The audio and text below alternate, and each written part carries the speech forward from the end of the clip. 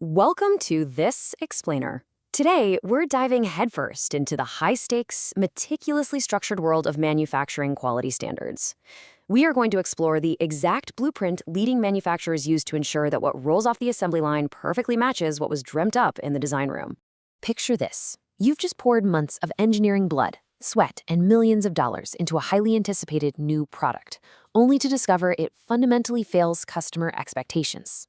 I mean, the devastating costs of poor quality can literally sink a company. So, how do you prevent this? Well, that is exactly what we're unpacking today. Here's a quick roadmap of where we're headed. We'll cover the high stakes of manufacturing, define what APQP actually is, walk through its 5 phases, look at the APQP checklist, and finally, discuss overcoming implementation challenges. It's a clear plan, which perfectly mirrors the advanced planning we are about to explore. All right, kicking things off with Section 1, the high stakes of manufacturing. Think of the manufacturing lifecycle as a highly critical mission where survival is absolutely not guaranteed without a flawless strategy. Okay, let's really dive into this. That quote hits the nail on the head, doesn't it? In industries like automotive or aerospace, a single overlooked defect isn't just a frustrated customer, it's a potential multi-million-dollar product recall. It could even compromise safety. So stopping those failures before they ever happen, before they even leave the drawing board, that is the ultimate goal here. Moving right along to Section 2. What is APQP? Let's break down the industry's ultimate solution to this massive problem. Enter APQQ, or Advanced Product Quality Planning. Think of this as your master blueprint. It's a highly structured project management tool designed specifically to develop and produce products that meet and honestly exceed customer requirements. Through meticulous planning and error prevention, APQP focuses on driving up customer satisfaction, driving down costs, and continuously improving quality. It's a methodology heavily utilized in the automotive sector, governed by global quality standards like IATF 16949, and it's now widely adopted in aerospace, defense, and medtech. But hey, a plan is just paper without the right people to execute it, right? That is where the cross-functional team, or CFTs, steps in. Think of them as the protagonists of our story. This multidisciplinary group pulls pros from engineering, manufacturing, quality, procurement, and distribution. They work together as a single unit to navigate the hidden traps of product development. Now, what's really interesting here is how APQP refuses to stay stagnant. The latest AIG APQP 3rd edition manual updates directly reflect the cutting-edge needs of the modern supply chain. We're talking agile product management, brand new sections on sourcing and change management, and a massive emphasis on part traceability and risk assessment mitigation plans. Actually, they even pulled the control plan content out into a totally standalone document just to adapt to higher automation and electrification demands. It's a real game changer. Let's jump to Section 3, the 5 phases of APQP. This is the chronological backbone for our cross-functional team. So the crucial point here is that APQPD divides the entire product development lifecycle into 5 highly managed phases. It's a step-by-step backbone that takes a product from a mere sketch all the way through to commercial production and beyond.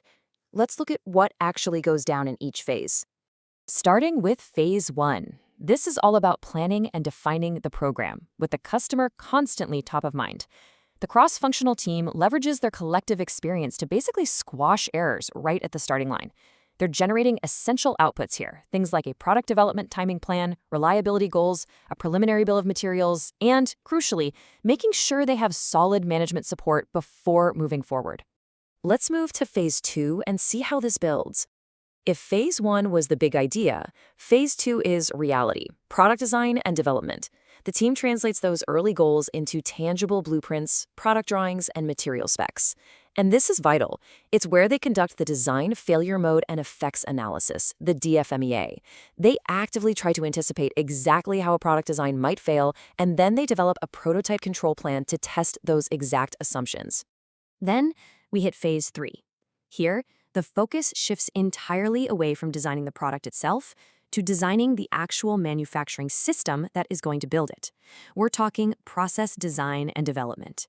The team creates packaging standards, workstation instructions, and a pre-launch control plan. They also run a process FMEA, ensuring the manufacturing steps themselves won't accidentally introduce defects into an otherwise perfect product. Next up, Phase 4, product and process validation. The stakes here? Absolutely massive. This phase requires a significant, real-world production run. The team literally has to prove that all those control plans and operator instructions actually work on the chaotic factory floor.